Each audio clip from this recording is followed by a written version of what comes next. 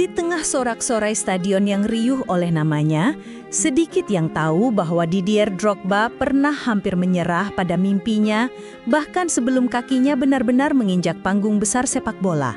Ia tumbuh dari keluarga sederhana, terlunta di perantauan, terluka berkali-kali, dan dipaksa memilih antara menyerah atau terus berlari mengejar impian yang terasa terlalu jauh. Namun siapa sangka perjalanan seorang anak miskin dari Abidjan ini bukan hanya membawanya meraih kejayaan di Eropa, melainkan juga mengubah nasib sebuah bangsa yang hampir hancur karena perang. Bagaimana kisah getir dan penuh luka itu bermula, hingga ia menemukan pijakan pertama menuju dunia profesional? Jawabannya ada pada kisah awal hidupnya. Bab 1. Lahir dalam kekurangan, impian yang tumbuh. Didier Yves Drogba Tebili lahir di Abidjan, Ivorian Pantai Gading, seorang anak dari pasangan orang tua pekerja bank dan seorang daktilo. Sejak sangat muda, kehidupan Drogba tidak pernah mudah.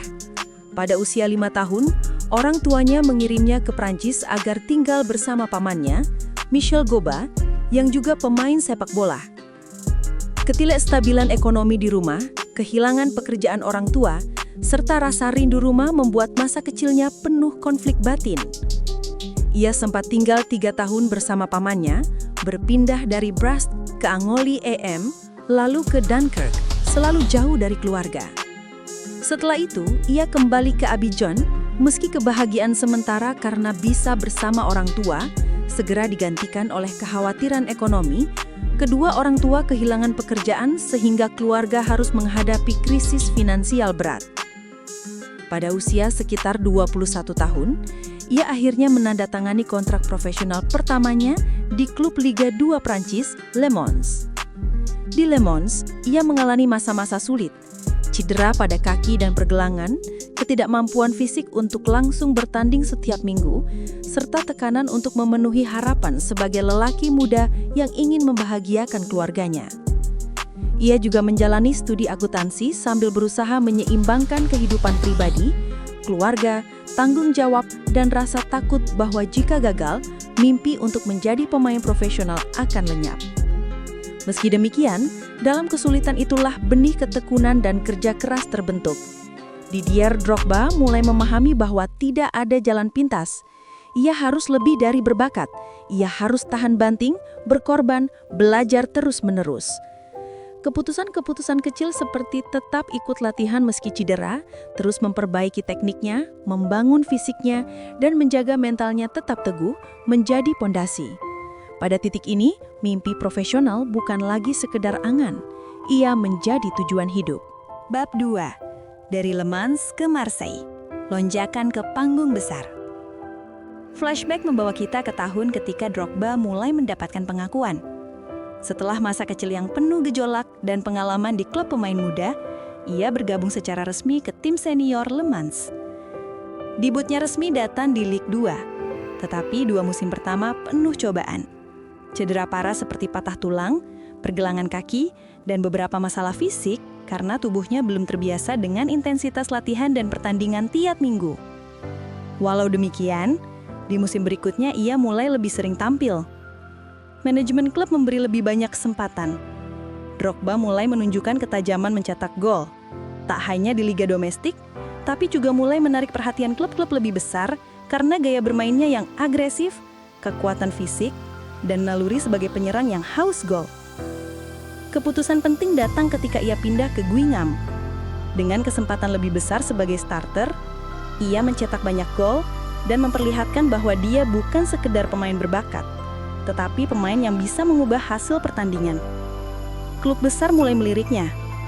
Setelah performa apik di Guingamp, Marseille datang sebagai langkah selanjutnya menuju panggung Eropa. Di sana, Drogba menunjukkan dirinya adalah pemain yang bisa bersinar di kompetisi besar dan tampil di pertandingan melawan klub-klub top Eropa. Ia menolehkan prestasi luar biasa, termasuk di kompetisi UEFA, dan ini mengubah reputasinya dari pemain yang bisa saja menjadi pemain yang harus diperhitungkan. Sementara itu, dalam latar belakang negaranya, Pantai Gading menghadapi ketegangan politik dan sosial yang mendalam. Perpecahan mulai muncul antara kelompok yang berbeda, konflik lama yang tertunda. Drogba menyadari bahwa kesuksesannya tidak hanya soal sepak bola. Ia mendengar berita tentang kerusuhan, ketidakadilan, bahkan korban di kampung halamannya. Dari jauh ia merasakan panggilan hati bahwa setelah mencapai panggung besar, ada sesuatu yang lebih besar dari sekedar kemenangan di lapangan. Bab 3. Puncak di Chelsea dan kepahlawanan di lapangan. Kemudian datang masa yang mengubah hidup Drogba secara dramatis.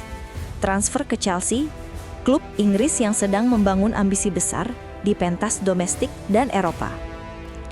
Di Chelsea, ia menemukan tim di mana bakatnya bisa diolah tetap utuh.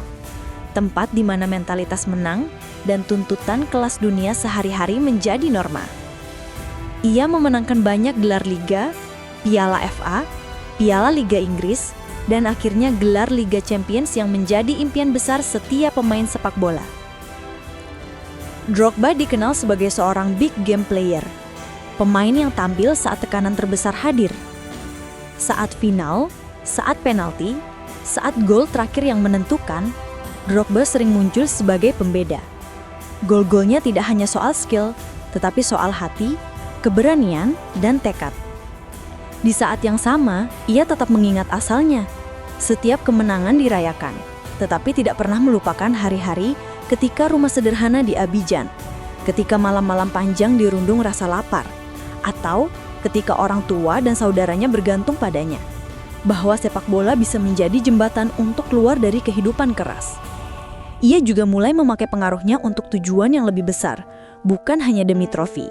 Bab 4. Dari kemenangan ke perdamaian. Peran dalam merekonsiliasi nasional. Kembali ke latar konflik. Pantai Gading sempat dilanda perang saudara dan ketidakstabilan pasca pemilihan presiden yang diperdebatkan. Saat negara itu terpecah, warganya hidup dalam ketakutan, trauma, dan pecahnya rasa kebersamaan. Drogba, yang kini bukan hanya atlet, tetapi figur publik yang dicintai di seluruh lapisan masyarakat, mengalami dorongan batin bahwa ada sesuatu yang bisa ia lakukan. Setelah Pantai Gading lolos ke Piala Dunia untuk pertama kali dalam sejarah tim nasional melalui pertandingan penting melawan Sudan, Drogba menggunakan momen tersebut sebagai platform. Di ruang ganti, ia berbicara ke media. Ia dan rekan setim meminta agar perselisihan di negeri mereka dihentikan, bahwa kemenangan ini seharusnya menyatukan, bukan memisahkan. Dalam hitungan hari setelah pidatonya, perhatian nasional mengarah ke pemikiran damai. Konflik mulai mereda.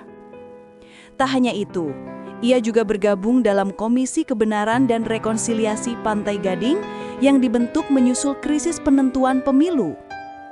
Komisi ini bertujuan menyelidiki pelanggaran HAM masa lalu, memberi ruang bagi korban berbicara, dan menyarankan langkah agar konflik politik tidak terulang. Drogba dianggap sebagai figur netral yang bisa mendekatkan kelompok-kelompok yang berseberangan, agama, etnis, politis. Ia mengadakan acara sepak bola di wilayah bekas konflik, misalnya di kota Boake, sebagai simbol bahwa rakyat bisa bersama lagi. Tentu, dampaknya tidak instan dan tidak sembarang masalah langsung selesai. Tapi yang Drogba lakukan adalah membangkitkan harapan, membuka dialog, menggalang persatuan, memperlihatkan bahwa sepak bola lebih dari pertandingan, bahwa olahraga bisa menjadi kekuatan sosial dan politik. Ia tidak hanya mencetak gol, tetapi menabur benih perdamaian. Bab 5. Sekarang, warisan dan harapan untuk negeri.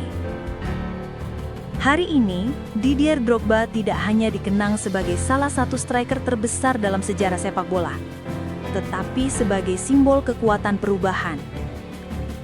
Kesuksesan di lapangan sudah menjadi sejarah. Gelar liga, penghargaan individu, catatan gol internasional yang tinggi, dan pencapaian klub-klub besar. Tetapi lebih dari itu, warisannya yang paling menonjol adalah bagaimana ia menggunakan pengaruhnya untuk menyelamatkan bagian dari nyawa. Ia yang hampir menyerah pada mimpi profesional, kini menjadi harapan bagi generasi muda Pantai Gading dan Afrika secara luas. Melalui yayasannya dan upaya kemanusiaan, ia mendukung pendidikan, pembangunan fasilitas olahraga, dan kerja sosial. Ia juga tetap menjadi suara moral di negaranya, meminta rekonsiliasi, menolak kekerasan, dan mendorong dialog. Pemerintah dan masyarakat mengakui perannya dalam Komisi Kebenaran dan Rekonsiliasi. Meskipun tugas itu berat dan memuat luka lama, plot twist sebenarnya bukan hanya bahwa ia menjadi pemain hebat, tapi bahwa dari kerangka lapangan hijau, ia melangkah ke medan yang paling sulit, konflik, perang saudara, perpecahan. Ia tidak sekedar mencetak gol melawan bek lawan, ia berdiri melawan ketegangan antar kelompok, melawan kebencian, melawan trauma nasional. Kapanpun seseorang melihat Drogba hari ini, mereka melihat bukan hanya atlet, tetapi pahlawan yang membuktikan mimpi yang diperjuangkan dengan kerja keras bisa membawa dampak luas. Bahwa ketika seseorang mencapai puncak, ia punya pilihan, hanya menikmati kemenangan sendiri atau membawa kemenangan itu bagi banyak orang. Dan Drogba memilih yang kedua.